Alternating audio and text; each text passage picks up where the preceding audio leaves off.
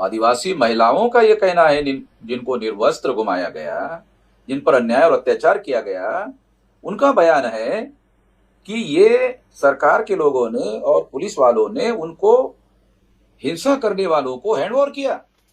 हद हो गई, हैरान करने वाली बात है इस तरह का बयान कि सैकड़ों घटनाएं मणिपुर में हो रही है, सैकड़ों घटनाएं मणिपुर में हो रही है, वहां इंटरनेट पर पाबंदी लगाई हुई है। दुनिया वालों को सैकड़ों घटनाएं हो रही है, मुख्यमंत्री कह रहे हैं, और वो घटनाएं सारे दुनिया वालों को मालूम ना हो, इसकी खबरदारी सेंट्रल गवर्नमेंट ले रही है, क्योंकि सेंट्रल गवर्नमेंट के पास इंटरनेट के पावर है। इंटरनेट सेंट्रल गवर्नमेंट बंद कर रही है।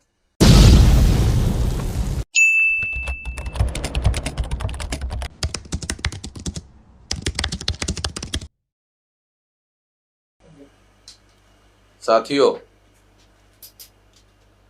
मणिपुर में जो चल रहा है वो दरिंदगी की इंतहा है। कोई भी व्यक्ति जो इस सभ्य समाज में रहना चाहता है बिल्कुल भी इस बात को बर्दाश्त नहीं कर सकता, और किसी को भी ये बात बर्दाश्त नहीं करनी चाहिए। टीवी पर वहां के मुख्यमंत्री ने यह बयान दिया। एक पत्रकार जब उनको पूछ रहे थे तो बोल रहे थे कि ऐसी तो सैकड़ों घटनाएं मणिपुर में हो रही, और यानी मुख्यमंत्री को निर्लज्जता की हद हो गई। मुख्यमंत्री एक संवैधानिक पद पर बैठा हुआ व्यक्ति है, वो कानून और संविधान की शपथ लेकर मुख्यमंत्री बनता है, और उसकी जिम्मेदारी होती है उसके सरकार के यंत्रणा में काम करने वाले पुलिस वालों ने आदिवासी महिलाओं का यह कहना है जिनको निर्वस्त्र घुमाया गया, जिन पर अन्याय और अत्याचार किया गया, उनका बयान है कि ये सरकार के लोगों ने और पुलिस वालों ने उनको हिंसा करने वालों को हैंडओवर किया। ये तो हैरान करने वाली बात है। और अगर ऐसा है तो अगर मुख्यमंत्री को बर्खास्त कर दिया जाए और उनको हिंसक भीड़ के पास उसको हैंडओवर कर दिया जाए, तो क्या वहां के मुख्यमंत्री ऐसा अनुभव लेना चाहेंगे, ऐसा अनुभव करना चाहेंगे? तभी उनको एहसास होगा, रियलाइजेशन होगा। हद हो गई, हैरान करने वाली बात है इस तरह का बयान कि सैकड़ों घटनाएं मणिपुर में हो रही है, सैकड़ों घटनाएं मणिपुर में हो रही है, वहां इंटरनेट पर पाबंदी लगाई हुई है। दुनिया वालों को सैकड़ों घटनाएं हो रही है, मुख्यमंत्री कह रहे हैं, और वो घटनाएं सारे दुनिया वालों को मालूम ना हो, इसकी खबरदारी सेंट्रल गवर्नमेंट ले रही है, क्योंकि सेंट्रल गवर्नमेंट के पास इंटरनेट के पावर है।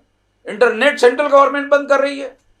यानी सेंट्रल गवर्नमेंट को मालूम है, हमारे पास जो सूचनाएं उपलब्ध है उसके अनुसार सेंट्रल गवर्नमेंट को भी मालूम है, जानकारी है सेंट्रल गवर्नमेंट के पास में, मगर सेंट्रल गवर्नमेंट ने किसी प्रकार के कार्रवाई का आदेश राज्य सरकार को दिया, ऐसा कोई सबूत उपलब्ध नहीं है। इसलिए सेंट्रल गवर्नमेंट के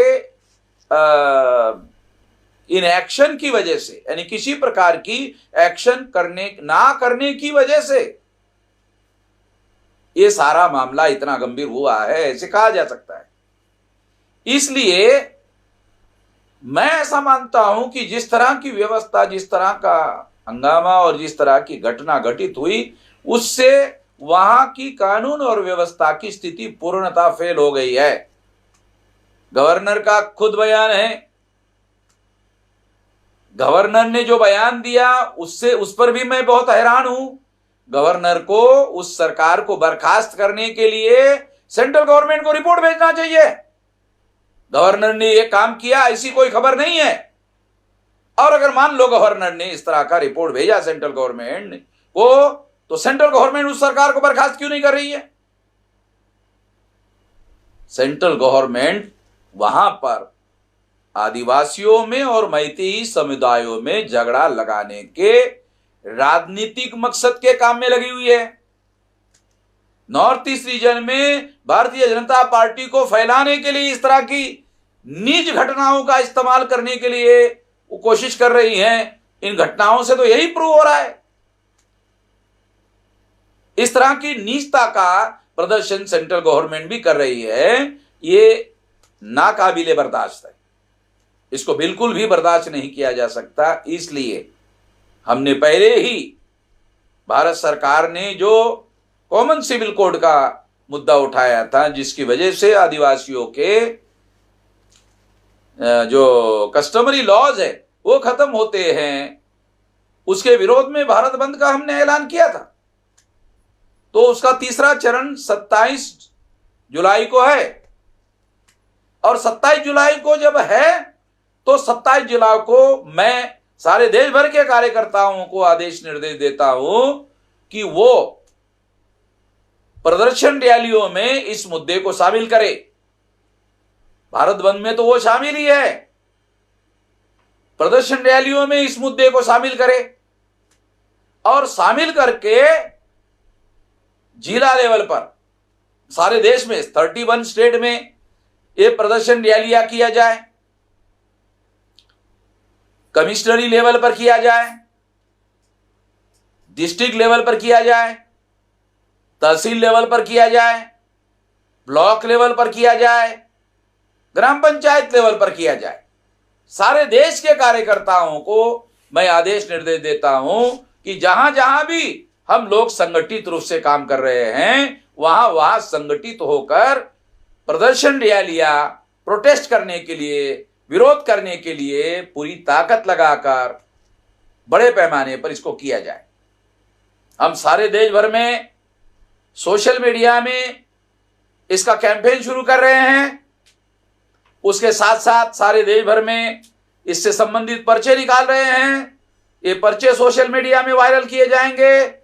इसके अलावा वॉल पोस्टरिंग सारे देश भर में किया जाएगा। इसके अलावा सारे देश भर में वॉल पेंटिंग किया जाएगा। सारे देश भर के लोगों को इसके लिए पब्लिसिटी करने के लिए भी आदेश और निर्देश दिया जाता है, और पूरी ताकत लगाकर ऐसे किया जाए। मैं ऐसे मानता हूं ज्यादा से ज्यादा लोगों तक ये आवाज पहुंचे, इसलिए पब्लिसिटी पर भी विशेष ध्यान देना होगा, क्योंकि ज्यादा लोगों तक आवाज पहुंचे, ज्यादा लोग प्रोटेस्ट में शामिल हो।